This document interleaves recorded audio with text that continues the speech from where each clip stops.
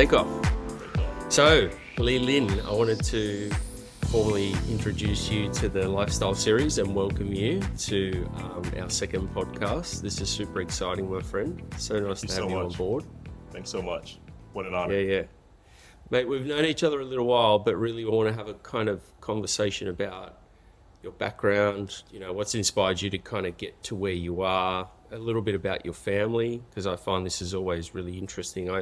I think, mate, to be honest, I've never met a more dynamic person in the hotel and design space as you. I think you exude a lot of passion for your craft. Why don't we start there, mate, and just explain what it is you do for Nobu Hotels and also a little bit of background on yourself, mate. Sure. That'll take 2 hours, Andrew. But Love it. But I'll begin. For start, I consult for Nobu now as a regional director covering Asia Pacific. Obviously, right now we don't have a ton of hotels here. One of our first hotels ever for Nobu Group is actually in Manila, in the Philippines. And I'm really trying to expand that. And my kind of journey getting to Nobu was actually when my previous job, when I was at Asset World Corporation, one of the largest developers in Southeast Asia. I was able to look after, let's say, 50, 60 projects, and one of the projects being a project in Bangkok on the riverside next to the Mandarin, and one being in New York City, held by the private arms of TCC Group. So I was able to really bring Nobu to two of the most visited cities and most iconic locations in the world. And then, through various reasons, decided to leave Asset World Corporation and, Nobu, who I've been negotiating with for two and a half years prior to that. Felt like family. They also wanted to really grow Asia as their next trajectory of growth. So that just kind of all fell in place and felt like rejoining the family that I feel like I should have always been part of. It's a great group of guys. Obviously, the founders and all that. So it's a great group to be with. Yeah. Just as a very small gesture, I'm having my little sip of sake to kind of, break the ice with you here. Absolutely. I wish we were doing it face to face, my friend. I know. This will do. Yeah. And cheers to you. Cheers to you. I think there's so much to unpack there, but one of the things I reckon I really like about just you as a professional, and it comes across really quickly, is you can kind of see things from all the angles, right? You grew up in the design space, and I think this will probably, it kind of shocked me a bit because I sort of think of you as a bit of a commercial kind of all-rounder, if that makes sense. And the way you just described your work for, say, the ownership side, often we talk about Southeast Asian owners as having a certain profile and a love for hotels, right? They're really passionate about the projects that they do. And I mean, where would we be without the quality of owners like you've had to work for? Yeah. But then I guess you brought that together with like the likes of unlocking that through the lens of, I guess, an institutional sort of brand, almost like a household name with Nobu. Really interesting. Yeah, absolutely. Yeah, so the background is it's pretty wild. I studied, not specifically hospitality design, but actually started off with traditional architecture at Notre Dame. And I went to high school in Bangkok. Going from there to South Bend, Indiana, and studying traditional architecture. Ventured through Rome, through Dubai, North Carolina, Kunming, Beijing, and then ended up in Bangkok. All these awesome places. Obviously, it helps you grow your perspectives as a designer. And as a designer, I've always been more interested in, let's say, the building part. And the relationship part. There's a lot of great designers, unfortunately, in the field. There's some great designers, but they can't market themselves. They're not really good at, it's sort of like almost like poets. They're good at hiding in their little zone, and they write great things, but they can't communicate. They can't relate to the real world on the right level, perhaps. And that's not a criticism of, as you say, I don't think that's a criticism of not at all. All of them at all. I think it's, not at all. Though, really about how you unlock that power. And I think, that's right. So go back a step. You were born in Taiwan, right? I was born in Taiwan. That's right. You've got Taiwanese parents. That's Mum right. and dad. Mum's a linguist. Mom's a linguist, yeah. Yeah. And what was dad? He worked in hotels. That's right. So yeah, parents were from Taiwan originally. As far as we know, we've been there many generations. Proud Okay. Taiwanese. Not to get too Amazing. political here, but Yeah. Yes. but she's yeah. So she studied. My parents both studied English. That's how they met. They met in college as English majors, Wow. and they've always I guess wanted to leave Taiwan. Obviously, not just leave Taiwan, but go see the greater world. That's why they studied the English. Yeah. Yep. So they've always wanted to see what at that point. My dad was working for a little company called Evergreen, which is quite Yeah. huge. Evergreen Multinational. shipping, yeah, huge. Evergreen shipping. They have Eva Airlines as well as hotels. Okay. So at that point, he was actually with the shipping part, and Yep. we had moved to New Jersey because he was working in Jersey City. We had moved to New Jersey as the very first start of our kind of our Now I have a family of a 3-year-old son. It's Yes. I'm like thinking what it was like for my parents back then to go from Taiwan. Totally. This is in the mid '80s to go Yeah. to East Coast U.S. to man a shipping office as a Taiwanese guy who's Totally. never traveled overseas. So yeah, and then from there he spent a few years in the States and moved back to Taiwan, the home base for Evergreen, and he joined Evergreen Hotels when I think I was in probably second grade. So since then we've been basically in and out of hotels.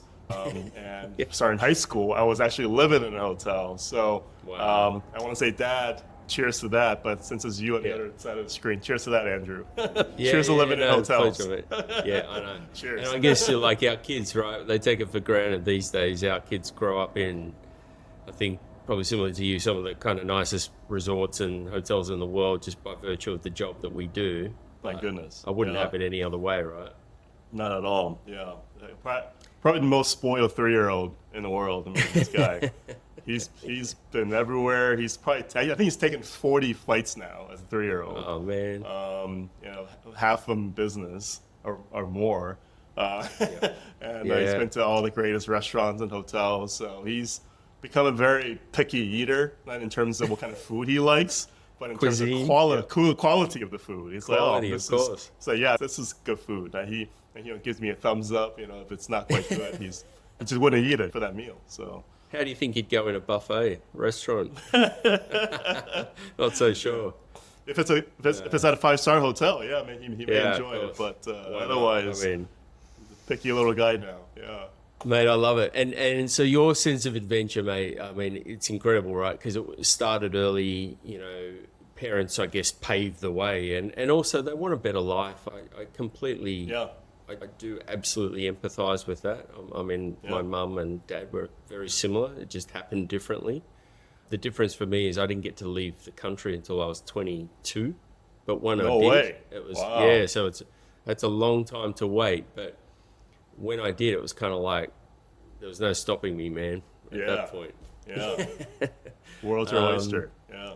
World's your oyster. And I love the fact that, mum and dad work and they give you these little nuggets of, I guess, experiences, but then it's sort of up to you to decide.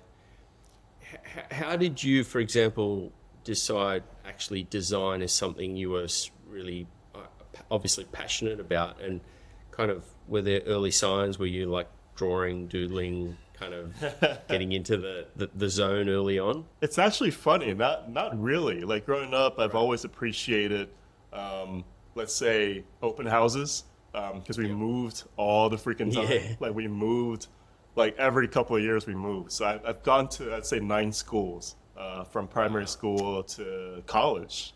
So for us, it's always about looking at new houses, where we move into, which friend or relative we're staying with. So we're just always, because his job is so sporadic. So we're just kind of always on the move. So with that, I've always had appreciation of, let's say, beautiful places. We always lived in beautiful places, luckily. So with that sort of inspired me. And then it wasn't until later on, I've always known my grandpa's in the printing press graphics business. And that to me as a kid, business is a business, nothing interesting, right? So Yeah. until you get Whatever. older, whatever. Yeah. Until you get older, I start having these very interesting conversations with my grandfather, who I'm the oldest born on both sides of the family. So my grandfather talks to me. It's almost like he just wants to download kind of all the knowledge. Yeah, he just wants to. A lot of things that I don't think he's even told my parents or my mom. So nice. he's says my maternal grandfather, but Yep. he's told me so many amazing stories about my great grandfather, or actually great great grandfather, who was one of the founding members, or I think he founded the Inventors Club of Taiwan. Oh my And goodness. he was a self-proclaimed, Yes. obviously he does, They often are, these they guys. Let's often are, face it. exactly. Yeah. I think I am one too. I've got Yeah, yeah, we all are. Right, right. full-blooded self-proclaimed designer. Yeah. But he's a sculptor, he's a painter, he's an architect, My and goodness. so he's done all that, and he exemplified it by building a Lin family home in the middle of Taiwan. And unfortunately, during the earthquake, it went to pieces, and unfortunately, Yep. government wasn't willing to help kind of rebuild it. Rebuild it the And way it was either, I'm yeah, sure, right? and it's an amazing story where Grandpa was telling all this, and he actually told me, I'm so sorry." And he was actually truly, genuinely apologetic about it. He was like, "I wasn't able." I think he put out something like $2-3 million, and he said, "Hey, here's my 2 to 3 million," and he wants to see if the government would actually, let's say, counter and together Yes. rebuild it. But unfortunately, it never was. It's very sad. It's very sad. He actually wrote a letter to all his, let's say, offsprings about Wow. how he tried, but he wasn't able to get it done. The dude, he's 92, he's still alive, but Wow. he wrote that letter already, to making sure to tell us love that, Lee. it's not his fault that he tried. I love Yeah. this. There's so many. It's such a rich story. Like of he feels this, moral obligation, and Yeah. I guess this intergenerational. Like, isn't it funny because we talk about intergenerational wealth? Well, that's it right Yeah. there. But it's just not monetary value. It's more about Exactly. the craft of what he built and. That's right. Beautiful. Yeah, and you've touched a nerve for me because my grandfather, who's no longer with me, but he was a coal miner, right, in the Hunter Valley of New South Wales. So Yeah. different experience altogether, but they literally built the house with their own hands, and they lived in a tent until this was kind of almost like pioneering times of, a pretty harsh country back in the That's so days, amazing. right? And I think for me, it's that legacy of that gets passed on because I will never forget it because I was quite close to him. And That's I right. think you talked about also, didn't you say someone in the family had amazing graphics and their writing and calligraphy? I don't know if that's the word. That's but my incredible. That's my grandfather, actually, the one that's telling me all the stories.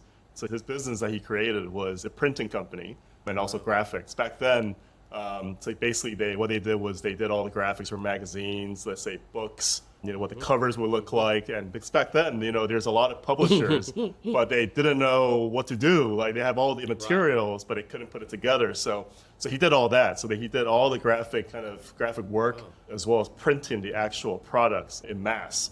So he was always, as nowadays we're into the iPads and iPhones, he was into like the latest printed machines. Back then it was from Japan, so he's got like the most amazing machines ever. But he, it's very funny. He's got all the machines, computers print the stuff for him, but he prefers to handwrite a lot of things, and probably one of the most beautiful handwritings I've ever seen in my life, where his handwritings actually look like prints. So his Chinese characters.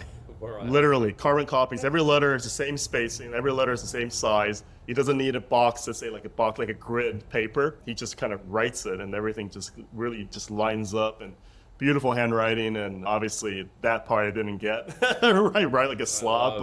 But he more of expressionist, I guess. But he is like just amazing. So that's to show you perfect in sometime. particular. Yeah. Yeah. Amazing. I mean, it's stuff. incredible, man. And I think you kind of explained that, it feels like you had a bit of a family who valued, I guess, their artistic side, their creative side, and then the kind of mastering the craft. And now it's on to you, my friend. Big shoes to fill. I know. No pressure, right? No pressure.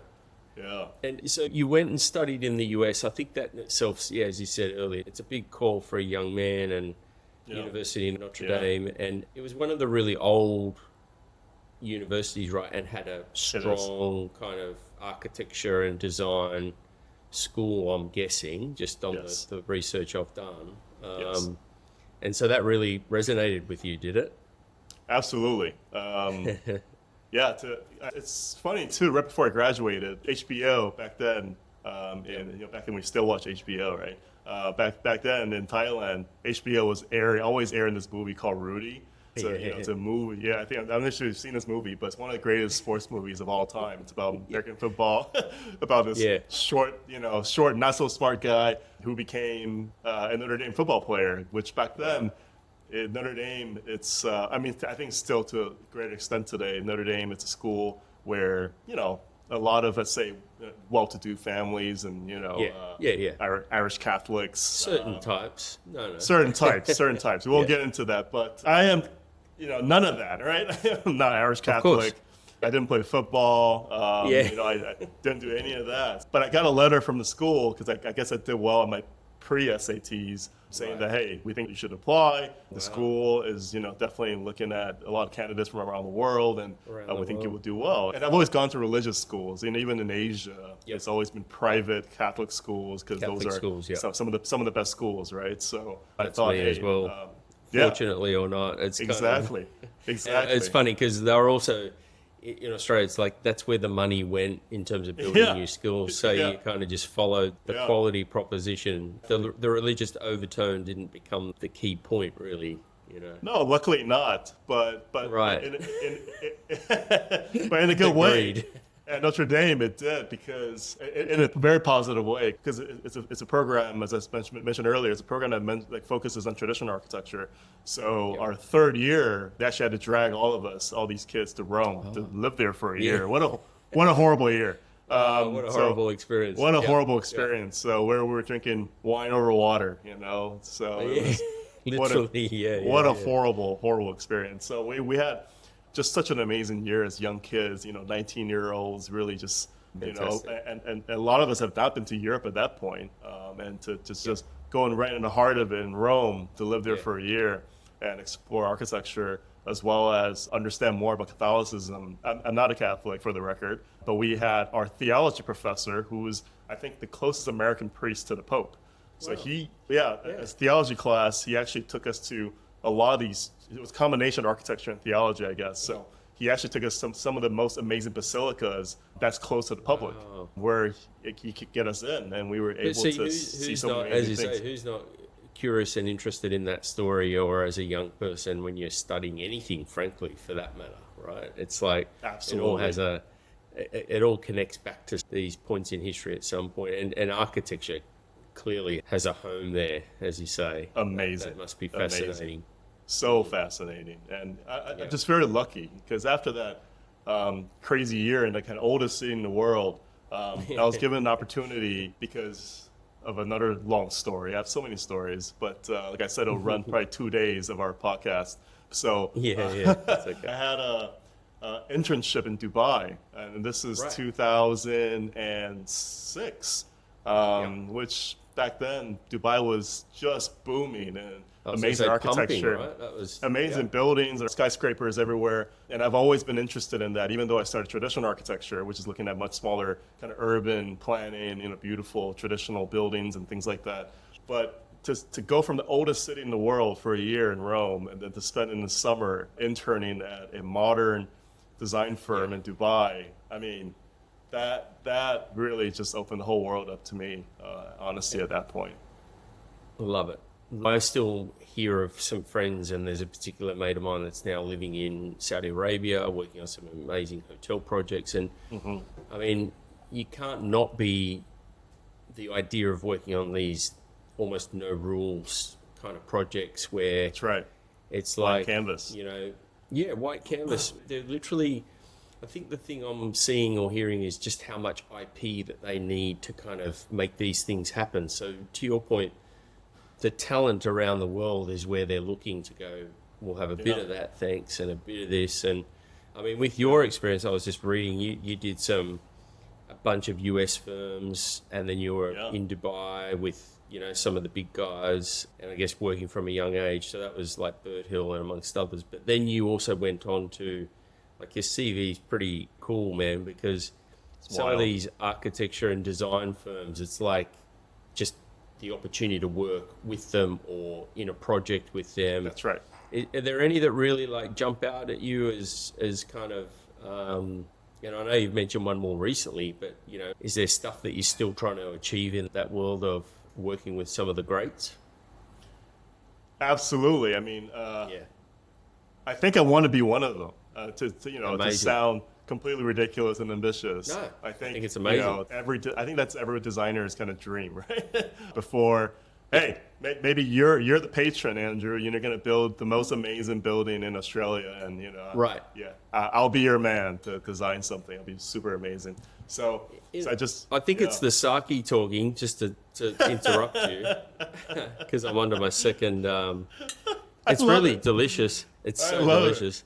I love it. I'll join you. But it's funny you just mentioned that, because I wouldn't go around and volunteer that, but I honestly believe that you kind of do need to push the envelope yourself, and it's like a lot of these people are also self-taught. Like I go, there's only so much that you can learn in architecture school, or in my case, it was I had a background as a lawyer and a background in real estate and a background in lots of things, but it's kind of then up to you to decide how you want to apply that in the world. I sometimes do think of some of the leaders in lifestyle hotels, and I actually think it's no surprise that these are people that, to a degree, self-taught. It's not, you can't learn it out of a textbook, my friend, can you? You have to kind of at some point back yourself and decide, well, this is the hotel or the project or the venue that I'm going to create, because I really have a strong sense of belief in it, and it's going to be amazing, and it's going to be differentiated. That's right.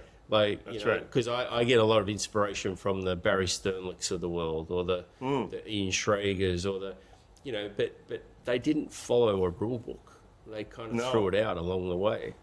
That's right. I love that. Yeah, I think It's cool, isn't it? I suppose it's influences, right? It's just influences throughout one's life. And I think with what I'm trying to do here, I think I can do so much more versus sit in the studio and let's say create 10 to 20 built buildings, before I pass on. But with what I'm trying to do here, obviously working with developers, working with brands, I feel like with their power and their reach around the world, I can just have influence on so many more things globally. I think that to me, it's all about legacy, isn't it? At the end of the day, as daddies now, I just want to leave a legacy to my kids for them to know, hey, daddy did this, daddy did that, and tell them cool stories, as they grow up. And I think that's what's worse than like a boring dad, I just feel like I think Sorry, son. No, but to your point, it's like, the ability to work with some, I guess in our line of work, back to your earlier point, it's like the different quality stakeholders that are involved, and then it does require someone of belief to really get behind it. Often this proponent or this, sponsor, this family or this, to really drive it home. Like, I'm yet to work on a hotel where it's a bit like, no problem, it'll work. We'll just sit back and collect our income at the end. It'll all be fine. Don't worry. It's like, nah, that doesn't work in hotels. No, that's not our journey. Well, I do love all this. Tell me how, because you've also worked for a good friend of yours and still a very close, professional associate, etc. But when your time at Blink, and I guess you were really helping build a business there. Like, what were the learnings, I guess, about almost like this entrepreneurial part of doing what you do versus the kind of big brand behind you? Because I'm also fascinated by that. Right, they're two very different kind of paths to tread. Absolutely. I mean, Clinton did obviously the heavy lifting, years before I joined. But when I first joined Blink, I remember, Clinton is just it's so weird because he's one of my best friends, and to talk about him, to compliment him on camera sounds a bit strange.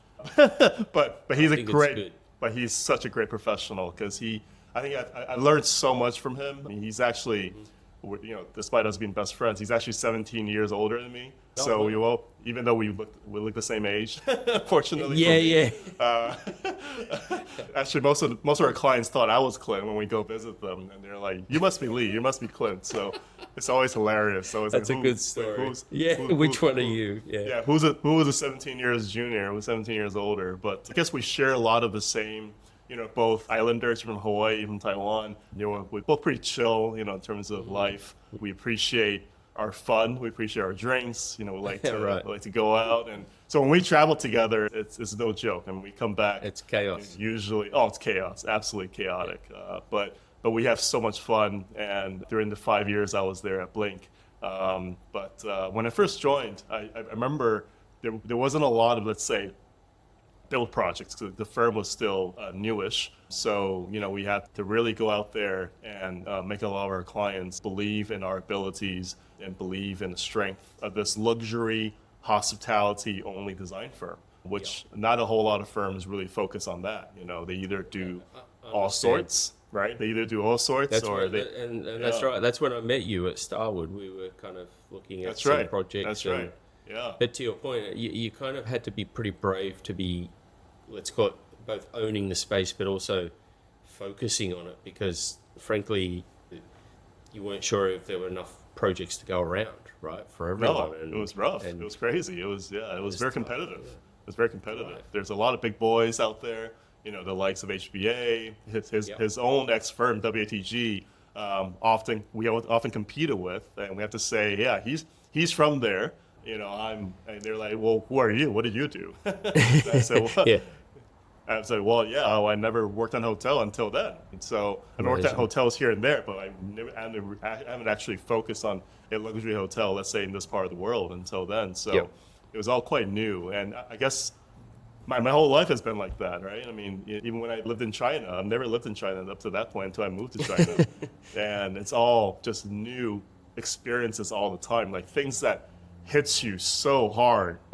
My experiences are always like that. I mean, like Rome hit me hard, and I went to Dubai. It's like it couldn't have hit me any harder. My first internship was actually with Astorino, and I'm glad you're looking at my CV Oh, earlier. yeah. I actually interned with Astorino 3 times, and one of my first inspirations to really get into more of the business world of design was actually through that experience, because it was actually the CFO, and a shout out to Joe Ziwi that recruited me.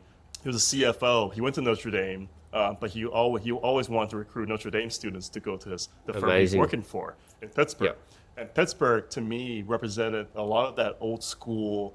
And Astorino, they're Italian Americans, so a lot of that old school, kind of very classy charm as a town. It's beautiful. I got to see Tony Bennett's concert on his 70th birthday in Heinz Hall in Pittsburgh, Wow. where Heinz is Okay. from. And Got so it. there's just so much. I mean, I was a wide-eyed 19-year-old, going to Cool. internships in a public bus and Yep. seeing the Astor company being so strong. They do architecture, interior design, engineering, construction. Oh. They did all that. So to see a full-fledged let's Yes. say business that was building everything from hotels to hospitals to prisons, to the coolest part, they were actually the main architect on restoration for Frank Lloyd Wright's most amazing home, The Falling Water. Oh, Falling Water. so- Wow. Falling Water. Wow. So they were the firm that was Wow. given, let's say, I think $1 million or $2 million bucks a year to upkeep. The job. Yeah, to upkeep Wow. that building, because it's built on waterfall. So, Yeah. so I, getting to work with them, and they're with their main guys, all their ancestral roots is from Italy, and Yep. that was the summer before I went to Italy. So I got to talk to a lot of them about kind of their home, and Astorino being one of the only firms, I think the first firm to design a modern chapel in the Vatican City. He shared with me so much of his experiences, and so all these things, and they built all the major stadiums. PNC Park, they're doing the Penguins Arena. Yeah. So all these big, Big mega structures. Infrastructure. Yep. Yeah, so that hit me so hard when I was 19 years old, right? Sorry, 18 actually. I just, after first year in college or second year, it hit just so hard, and all the things that they're doing. You know now it's architecture. Yeah. Yet they're doing all Yep. these things, and you're just like, wow. I'm just that little intern guy running around the office, hiding Sure. and trying to Yeah, learn yeah. from people. Trying to soak it all up and soak it all and up. look like I'm not being overwhelmed, or that I'm feeling a bit out of my comfort zone, but frankly you are, in a big way, right, the whole time. Always Yeah. and always not in my comfort zone, always overwhelmed. But that's obviously a personal trait. I think that you must just have it's in your DNA by the sound of it, because I think that level of discomfort for some people is just doesn't feel good. But No, I mean, it's the best way to learn and kind of open up the opportunities, right, that life has. it is. It is. Yeah, I love it. Absolutely. Yeah, when I moved to China, even crazier. I didn't Yeah. move to Beijing or Shanghai. I moved to Kunming, out of all places. This is Southwest China. I never heard of the city at that point. I mean, I think I've kind of heard of it in books here and there, but where the Shangri-La is, the Lost Horizon, and all Right. that. Yeah, That's yeah. actually where the books is based off of. Wow. And to move there, Kunming, Yunnan as a province, I believe has half of the minorities represented in China. So I think it had wow. 20 to 26 minorities. I don't remember the exact number, but it was just so exotic when I moved there. It borders Myanmar, it borders Laos, it borders Vietnam. So when I was there, it was another just overwhelmed. Yeah, and I've never lived in China at that point, and I go to the Wild Wild West of China, and it was just so amazing. I met some of the most amazing friends, and then from there, I went up to work for one of my kind of college architectural heroes who I was following, Ma Yen-sung of Mad Architects. Okay. In college, you keep seeing this pop up online. Obviously, not as viral as today. There's no viralness back then, but Totally. back then, he was as viral as it gets. It was just like, oh, Yeah. Chinese architect won the biggest competition in North America, which is the Absolute Towers in Toronto, right? So Right. in college, I was like, we were looking at these little traditional temples and Who is buildings. this guy? Yeah, He was doing all yeah. these crazy high rises. I was like, wow, that's so cool. And it's a Chinese guy doing that overseas. And you often hear about that the opposite way around, right? Say all these amazing Western architects doing Agreed. amazing stuff in Asia. But for him to be doing that, let's say in Toronto, I was like, oh, wow, this is so cool. Yep. And to finally work for him in Beijing after Kunming, it was just such an Wow. amazing experience. Yeah, I was Yeah. actually not a designer at his firm. I was Sure. more of a general manager that looked after just kind of everything back of house for a design Projects firm. back of house. Yeah, Yeah. kind of manpower, finance, project planning, business development, and that's kind of where the business development thing really stuck because I was helping a Chinese firm do business development, let's say overseas as well. So I think all that was just so cool, and to be able to think things as your, let's say, architectural student, Yeah. and make it happen, as you go through all these, like you said, very uncomfortable situations, and you Yeah. get there, it's like, wow, this is what it's all about. It's just about Yeah. You can see it from the yeah. different angles, and I think it definitely makes you I would have thought, a better designer or practitioner in whatever you do if you can kind of also be on client side, understand what it is they're looking for.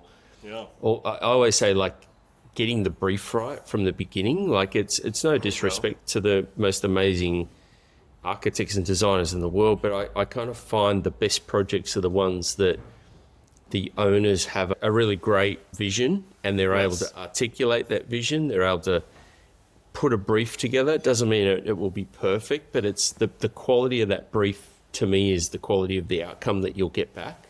1,000%.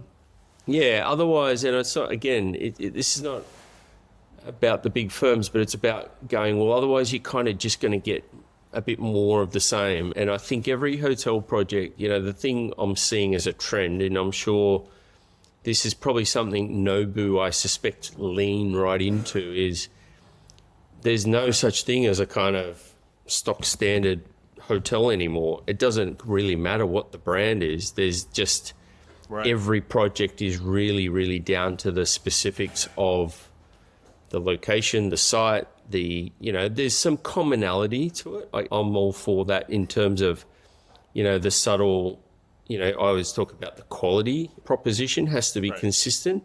That's right. But the idea of just a kind of blanket brand standard that applies the same in the North America as it would in, Dubai or Bangkok, I think is kind of that rule book's kind of been thrown out, I think.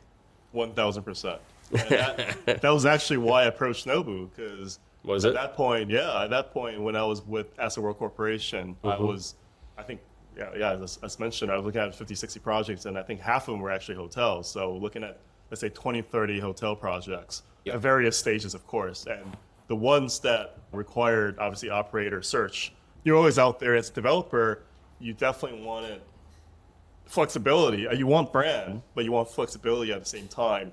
But Right. flexibility in the sense that they're not going to compromise or, as I say, downplay their brand for you. Downplay, correct. But flexibility, as in them adapting to what's right for the market, but Right. not so much, let's say, in design standards, but more so in the actual product, right? Like what is going Yeah. to sell and work for that market? What's going to work? Yeah. Exactly, Yeah, and yeah. without compromising the brand, because Nobu as a single brand, it's all about the world appreciating Nobu as a brand. We're a very valuable brand. Of course. And, what we offer is very valuable. So I was able to see kind of what truly exemplifies East meets West and West Right. meets East Yes. for the crew projects that I worked on between New York and Bangkok, because they're so vastly different.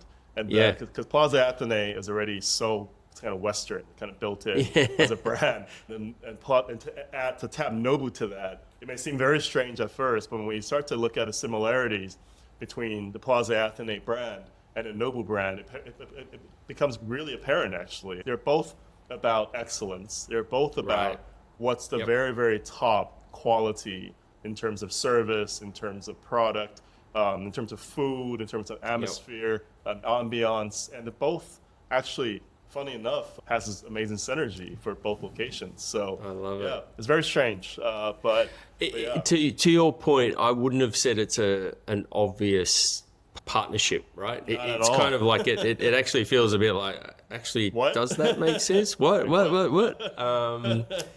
But it's like, I think that the quality of owner as well is kind of dictating that Yes. they're prepared to take a few more risks and look at things, Yes. more broadly. I'll be really honest, Lee, that's what gets me kind of out of bed in the morning is why I'm such a big advocate of lifestyle, is not because it's trendy and not because it's like cool and hip. It's like, it's to me, it is the future, and it's the here and now of hotels, because it's how you right. blend all of those things that people care about. Literally, I call that the lifestyle elements, like the things right. that they care about, and right. make sure that they kind of get elevated to the top of the priority list when it comes to execution, design. And it's just that we're at a different phase of our evolution, right?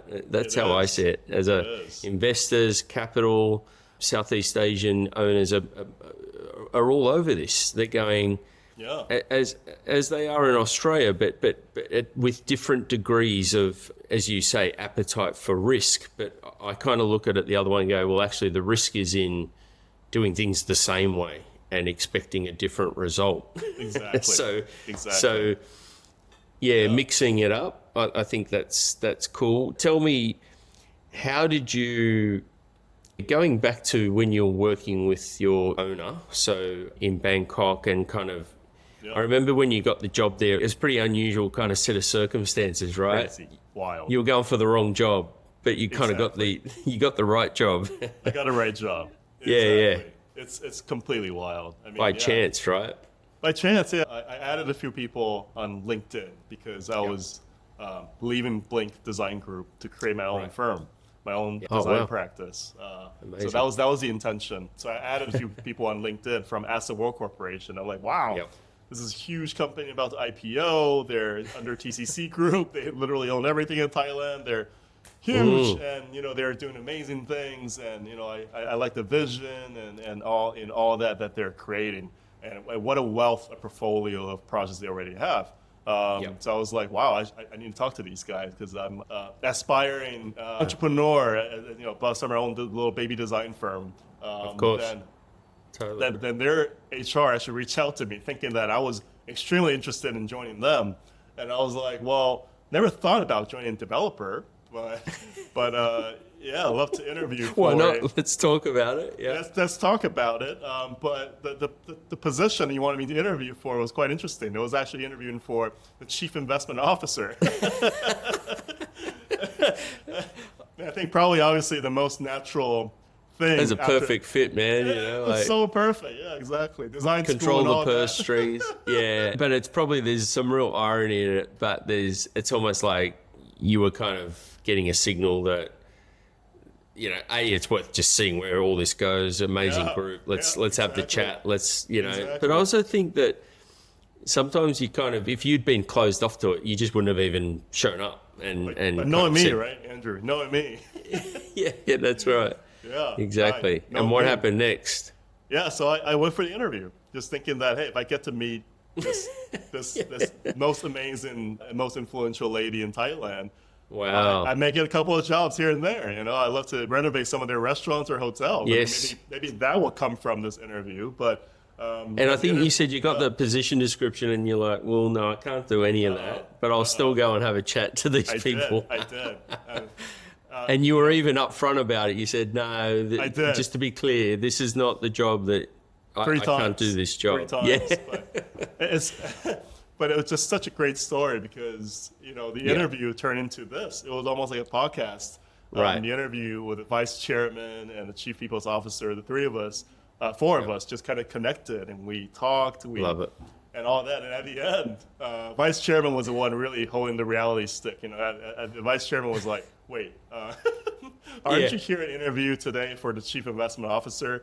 I don't see a single lick of finance background. And I'm like, yeah, you know.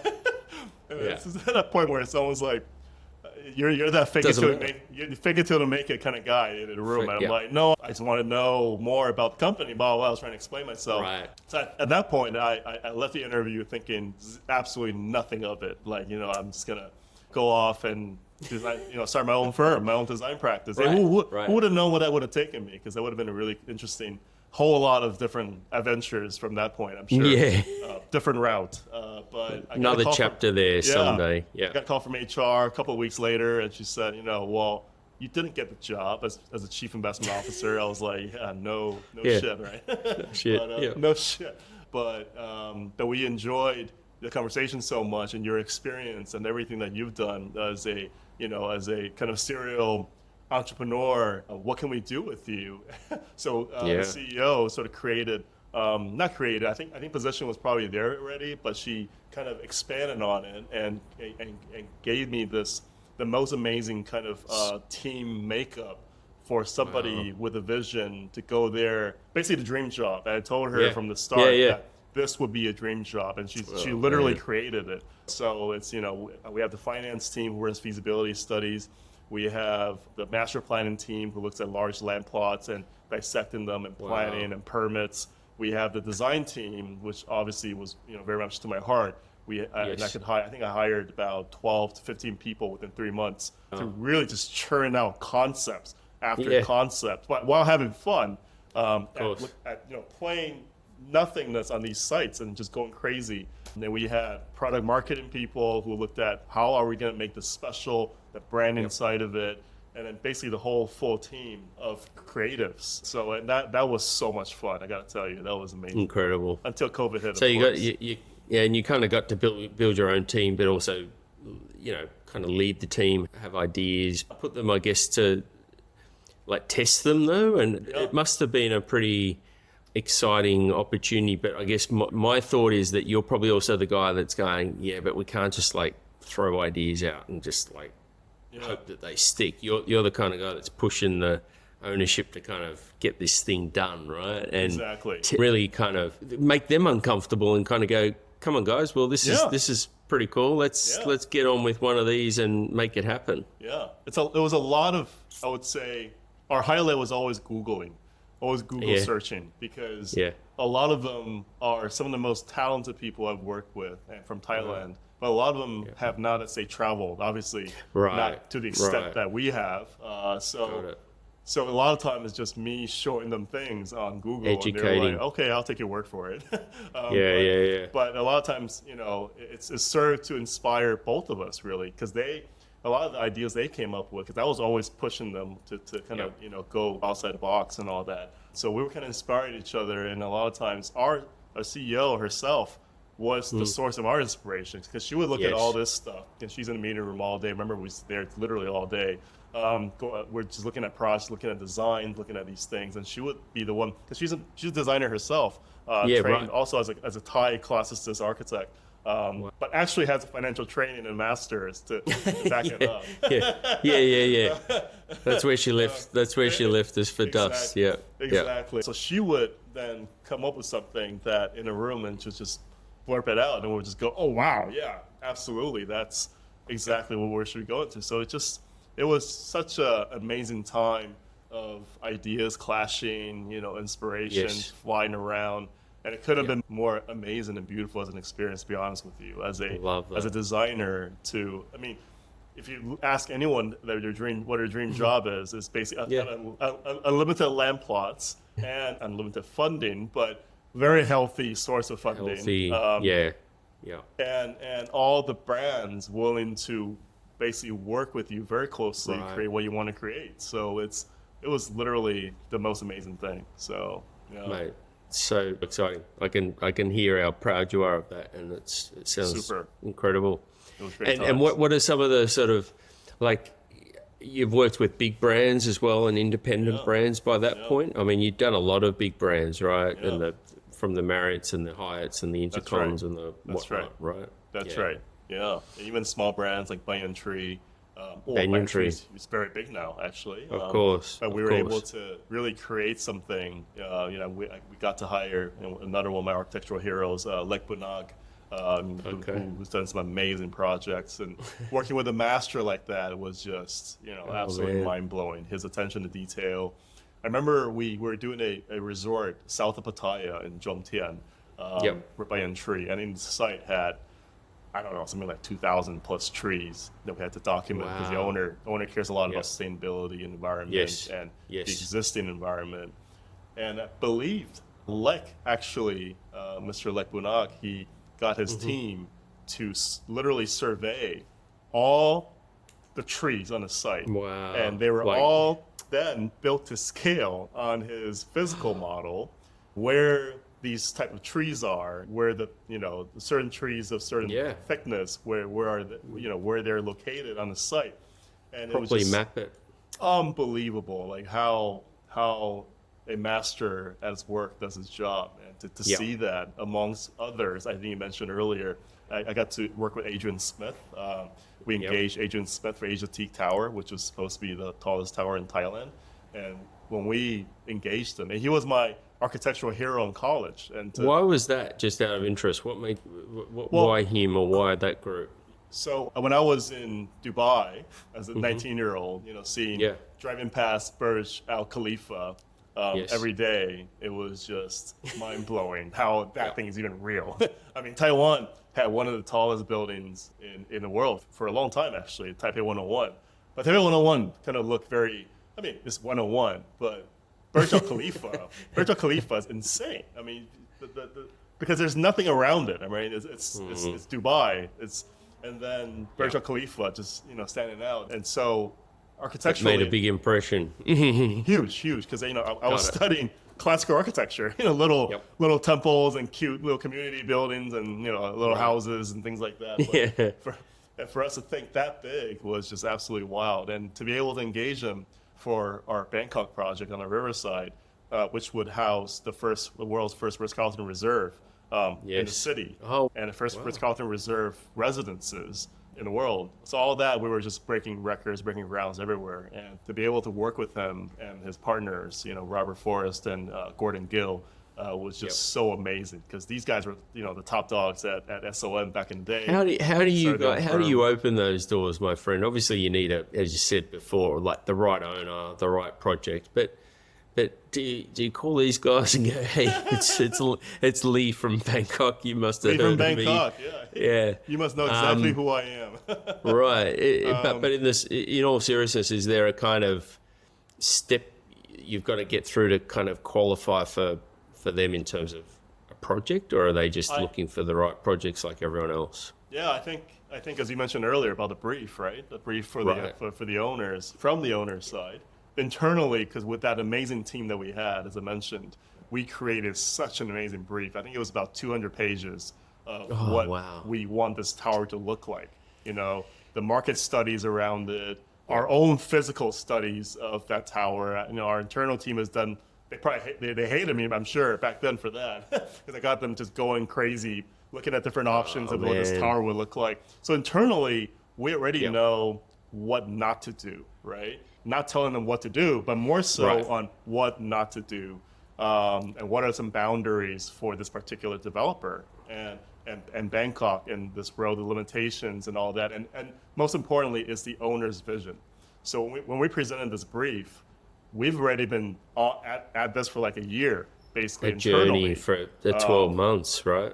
God. Exactly. Just going back and forth with the owner, understanding exactly what their vision is as family, because it's obviously, you know, family at the end of the day, and, you know, what their vision is for this project. I love that. And did I mean, you had this special relationship with the owner, it sounds like, but still, you must have kind of been presenting them with ideas and soaking up their feedback as you went. But was that Absolutely. a structured process, or did you just kind of keep at them until you felt like you were honing this into some, like knocking it into some sort of shape? It's funny, I feel like I've always had this kind of special read and frequency connection with Cre8tive, Mrs. Walapa. Yes. So with her, we've always, you know, we're both kind of trained as traditional architects. So we think about things in a very grounded way versus, let's just go do crazy buildings. But we looked at things in proportions. We looked at things in terms of the basis, the story. Where is this coming from? So we always had a story that we're telling, and very always contextual. So we always have thought on the same page. So in a sense, it was quite smooth, and it was actually very constructive. If there were times where there's disagreements, it was always constructive on how to move forward and build upon what we had.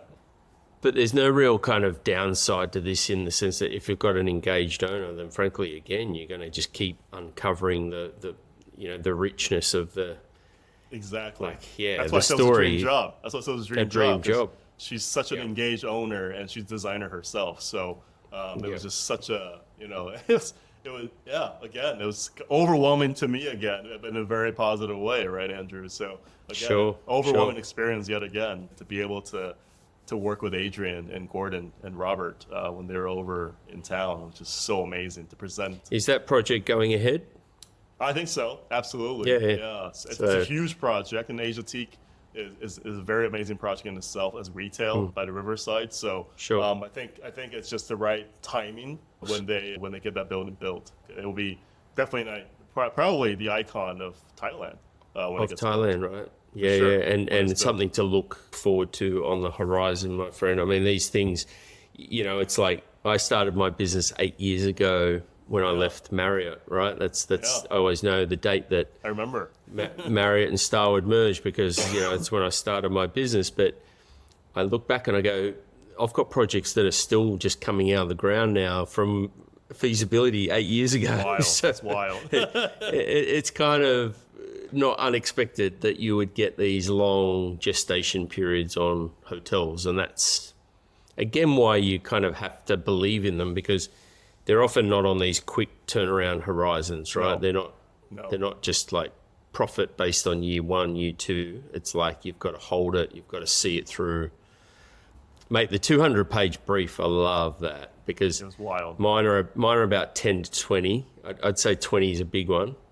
More concise. You were more concise. Yeah, I'm a bit more to the point kind of guy. Yeah, I like but that. but actually, it's the idea of giving them a bit of a kind of, I always say, a bit of a sandbox to play in, and it's not just for the designer. Often I say that to the operator as well, that with all due respect, we would be looking for amazing brands. That's just a given. But what we're going to give you is some definition around what our project is, and obviously let you, the operator, explain how the brand fits and can really, absolutely, like really bring that up to the next level. And I think that's what a good brand does. Absolutely, yeah. That brief was amazing. I mean, it's super cool. Yeah, just reviewing them time after time to make sure. It's good enough to be presented to the designers. Obviously, you know, I think, being in this industry, we often see, very underwhelming briefs, right? Or very unclear briefs. And especially as a designer, it's the worst thing you can get from an owner who says, go ahead, make an amazing hotel for me. Go at it. See you later. See you in 2 months. We're going to completely bulldoze over your design. Yeah. And often, because then they expect something to be brilliant when they get, as in this is the bit where a brilliant design outcome, and it's just impossible to deliver because you're not really clear on what it is you're striving for. Now, yeah, mate, I think that's a really, from my own experience, I definitely see that as well. But I've also used it as a learning opportunity. Like, as you say, it's like, just spend more time. And I don't mind if it's not right either. I think you said ruling things out. Like, there's a healthy kind of approach there. It's like, it's not a dumb idea until you've actually thrown it out there, seeing if it sticks, if it's got any commercial value. Yeah. Like, I think that's so important. Otherwise, we're just going to keep doing the same old things. And have a look at the buildings that are being designed and built now, as in post-COVID, and they are fundamentally a different proposition to what they were 5 years ago. It's like a commercial office building in Sydney doesn't work. It's got to have 9 or 10 different levers to pull in the same building for it to stack up commercially. It's just a case of the way people use the building and the space has changed. But I see that as a real benefit to our industry because guess what? Hotels, hospitality, food and beverage, wellness, they're all the things that we've been doing for a while now, and we can bring that into a kind of more, it's not just a mixed use development in that kind of traditional sense, it's an actual integrated development. So it's like, you go up 2 floors, you might hit a wellness center, you go up 5 floors and then you hit a hotel food and beverage offering. Like, there's just so many ways it can be sliced and diced, I think is. That's right. Mate, it's been incredible to kind of have this chat with you. And like I said at the beginning, you are really passionate about what you do. I think that's the thing that jumped out at me so nice to reconnect with you. Absolutely. Where do you go from here? Like, I guess what I'm curious about is, where do you see the world of lifestyle hotels? Where do you see the world of hospitality? Now you've got this amazing, it's a household name, Nobu, right? And it's like, it's known in Australia, but I think there's opportunity here, like we've talked about in a big way. But there's clearly opportunity across the globe and in your part of the, your region. But any tidbits on what you're seeing and how you want to kind of see the next couple of years unfold with you? Yeah, so going back, you talk about lifestyle hotels and how that's going to evolve. I feel like lifestyle hotels is like, and I totally agree with you, it really should be the only way. I think hotel industry, compared to a lot of these different industries out there, is actually quite young still, if you think about it. It is, isn't it? Yeah. At least our part of the hotel industry. And I'm talking about, there's a lot of old institutions, old castles and say onsen ryokans out there. Right. But in terms of these, these big brands, they're not that old actually. The Marriotts and the Hiltons and the Accor, it's not that old. It's only let's say 1-2 generations ago. So if we look at lifestyle, that's something that's always been there, and lifestyle is truly something that's timeless, right? It is. So absolutely. Going to your point, I think eventually everything will become lifestyle, and you see that already with the big boys. They're turning everything into lifestyle, even their household brands into lifestyle. Yep. So they know it's coming, and that it's unavoidable, especially with the spread of social media. It's just unavoidable. And I'm very lucky to be with a brand like Nobu, where they started off as lifestyle, because what's more lifestyle than an amazing upscale modern Japanese restaurant where you want to go every day. Nothing more lifestyle than that, where you literally can go every day and have a ball and just have so much fun at a Nobu establishment. So from them to go from restaurant space to hotel, and now hotel to residences, hopefully we can expand more in that in Australia as well. Sure. Asia, funny enough, is actually the least well known. Even though Right. Nobu was a brand, the Nobu-san Chef Nobu is from Japan. It's a Japanese brand. It's from Asia. Obviously, it was born really in New York City Got 30 it. years ago. That's brainchilds of Chef Nobu, Robert De Niro, Mayor Tepper. But Asia literally has the least kind of exposure to Nobu. Presence, right? Yeah, Yep. aside from Australia, Yep. of course, but the rest of Asia Pacific really just doesn't have that presence for Nobu. And luckily, I'm not going to pat myself in the back here, but I did bring Nobu to Thailand, and Yes. and obviously together with did. AWC, of course, with support of Yes. AWC, and with the 2 projects in Vietnam, hopefully looking at several different locations and throughout Asia. I think it's on the verge of, we're on the verge of, let's say, becoming a household brand in Asia, and hopefully we can very soon. So that's what Mate, I'm I think it will happen. It's an untapped market in some respects. What I guess I'm also curious about is, where do you see the point of difference from not so much the big brands? I don't really think it's about that. I think it's about going, does Nobu resonate because of, obviously it's quality of cuisine and Right. experience. Like, I mean, we talk about experiences a lot Right. with Right. lifestyle, and clearly you're at the forefront of that. Yeah. But I feel like it's that now that the fun part starts for Nobu, which is, how do you now unlock the next layer of Nobu wellness, Nobu hotels, Nobu kind of the elements coming together Yeah. to create something which is obviously really, really powerful and really strong. Absolutely, and it's done that already in different markets, obviously in Europe and in the U.S. and Asia, like you said. It's so dynamic here, right, in Asia. Right. It's a plus and a negative sometimes, because it's so dynamic. People often kind of lose interest because things move so fast here compared to the West. It's Sure, they're so fast. Like, you're popular today, but by tomorrow, nobody knows who you are anymore, because they're just they're always updating. People.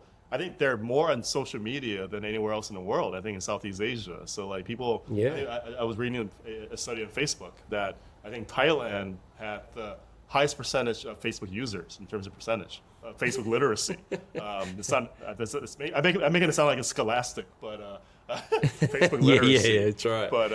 But it's a pretty important measure. I still agree. It is 100%. Yeah. So it's about how, because we want to stay timeless, and I think that's the beauty of the Nobu brand, and that's what I love about the brand, is that it's 30 years now, and it's still extremely relevant to different age groups. So I think the beauty of our brand is that we're able to stay timeless and appeal to literally everybody's lifestyle out there. So I think that's the beauty of it. It's so hard to do. People say and want to tap into everybody's obviously appetite, but Nobu has done that, and for the last 30 years consistently. So I feel like it's only a matter of where and who is the right collaborator we work with in Asia, as long as the owner, like in Vietnam, for example, with Henry, they're in Vietnam with VCRE, Viet Capital, and his wife Fung. They're so passionate about bringing good food to Vietnam. So naturally, with the right collaborator and owner, you're gonna come up with something super amazing, because it's like so good. two superpowers going at it. How can it possibly fail? So so I think it's about working with the right people, and creating something unforgettable together. And I think we will do that in Asia for sure, in the right location, right market, and most importantly with the right partner. So Right partners. Exactly. Yeah, it does definitely come from that, because these are long-term relationships and partnerships. And like, I think, mate, to be honest, I've got deals down here I'd love to put on your radar. They're coming up, so I'd like to get Nobu to kind of pitch its, so cool. It's best foot forward on a few things. And we're a strange market in our own right, as in we've got a lot of positives, but we've got to kind of step out of some respects the safety of what we perceive to be, as you said, success, and what works and doesn't work. Right. Because Australians we're known for really giving things, being quite experimentational with brands and products, and because we don't get everything. When we see something we like to really latch onto it. So That's I think there's exciting. definitely an opportunity here, man, Super to talk exciting. about. Yeah, and we already have those restaurants that do so well at those casinos, Right. in Australia. So I think just Yeah. just piggybacking off of that love for the brand in Australia. Totally. So, yeah, And mate, super exciting. make sure, I think like you, I really try and involve my kids as this next generation of Yeah, hotel kids coming through. It's like, that's the best way I put it. It's like my daughter's doing year 12. She's, wow. What? yeah, she's 17 or turning 17. What? Yeah. Yeah. Andrew, no, I didn't know that, Andrew. That's crazy. Yeah. It's thought- crazy, I isn't it? But thought- mate, to be honest, Wow. she's just in this world of looking at options for next year. She's going to travel. I think I've probably rubbed off on her a little bit by just giving her this idea that it's a big world. Go out and check it out. Don't be kind of stuck in anything just too early. I think hotels give them enormous opportunity. So I'm really kind of pushing that a bit at the moment. Yeah. And mate, so it's kind of the next generation, as you say. I'm like, they're teaching us now, right? That's how I see it. Yeah, mine's different. Obviously, mine's only 3. Of course. Different things he's teaching me for sure. But like looking at him and thinking by the time he's your daughter's age, that's Right. freaky. It's like, what Yep. is the world gonna be like at that point? It like, is. my goodness, because that's in 15 years, right? 15 That's years. right. That's Lots it. can change. So It's incredible. incredible, Yeah. absolutely. But one thing for sure is, like what you said just now, I'm definitely exposing him to as many beautiful things as possible, as many cultures as possible. He's going to see Right. and expose different languages and different. And I want to overwhelm him, just the way I was Yeah. overwhelmed growing up. I want to overwhelm the heck out of him to just really make him. You don't want them to get too comfortable, my friend, Not and at all. wrapped up in cotton wool, as they say. And Not at all. I know there's the instinct is to protect, but I feel know. like it's I know. too I know. important. I know for sure. So, But yeah, mate, on that note, I think what we'll do is like leave the kind of the conversation for the next occasion on whether it's over a podcast or a beer in Thailand or at Look least forward to a it. catch up. look forward to it. I'm so grateful for the insights you've shared, mate, the family experiences. I think the professional stuff, it's weird. It feels like it's just starting for you, but you've lived 1,000 lives already, my friend. I know. You kind of really have. I know. That's Yeah. why people think I'm Clint. They think Yeah, that's it. You I'm in wear my a few. 50s. They think I'm in my 50s. Yeah. But yeah, it's wild to think that I'm still in my 30s, even though I'm hitting the 40 mark. But it's just wild that I've been through a lot. Mate, it'll but fly by, so make the most of I it, know. my friend. Well, I Don't do. worry about that. I do. Don't worry about me making the most out of things. I do. I know. So I know I almost you make too much out of things. So, but it's good. It's good now with a 3-year-old. It's good balance. So It is. Yeah. yeah. But mate, thanks so much for joining us, Lee. I really appreciate it. Let's share your story with the world, mate. I'm really can't wait to support you in whatever way, shape, or form we can in the future. Absolutely. Yeah. Please Photoshop a bottle of sake here. I really feel bad. Yeah. But I do have my Nobu hat on the whole time over there in the corner. I saw it. I know. This came from my sister, so I think she brought it back, and I just cracked it today, so I'm loving her for that.